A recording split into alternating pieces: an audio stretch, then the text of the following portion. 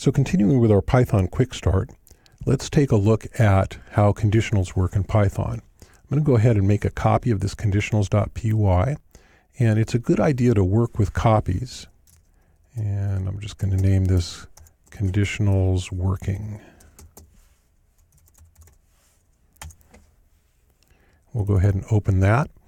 And there we have an example of a conditional, a very simple conditional. It's an if and an else. And you'll notice that the assignment, it's really cool in Python. You can assign multiple values at a time. So this assigns 0 to A and assigns 1 to B. And so that makes a nice little test for the conditional. If A is less than B, which it is, then it will print this. You'll also notice in Python, you do the replacement, and this is Python 3. Python 2 works differently. In Python 3, these curly braces will be replaced by the values in the format, and we'll get more into how this works exactly and some of the details of it later on when we talk about strings. But in fact, this format is a method of the string object. Any place where you have a string, it allows you to do these kinds of replacements. It's very useful. So when we run this, we'll get this one because A is less than B, unless we were to change these values, and then maybe we could get this one. So let's go ahead and run it. And I'll run it here in Eclipse, and I'll select the Python run, and there we go. A is less than B, and you see there's the values 0 and 1.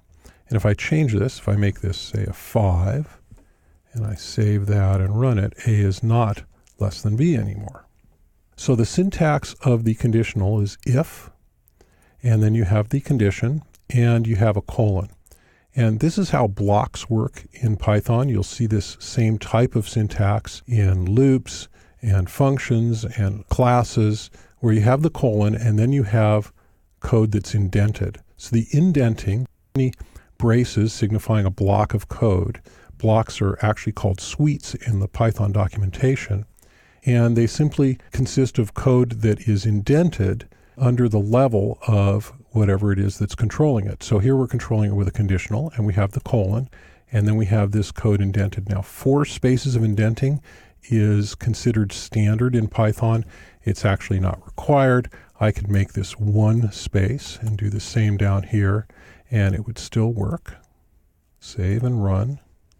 But 4 is traditional, and so we're just going to go ahead and go with the tradition here. And save that and run it, and there we have it.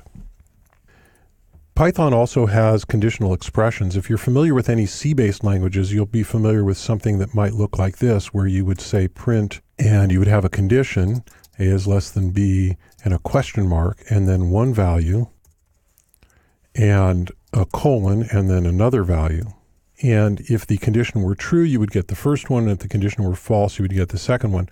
Python has something like this, but it works very differently. Here you would say foo, if A is less than B, else bar. And if I save that and run it, then we get bar because A is not less than B. And if I put this back to a 0 like we had it originally, and save and run, now we get foo because A is less than B. So this is how conditional expressions work in Python. A lot of the syntax that you'll see here is a little bit different than in other C-based languages.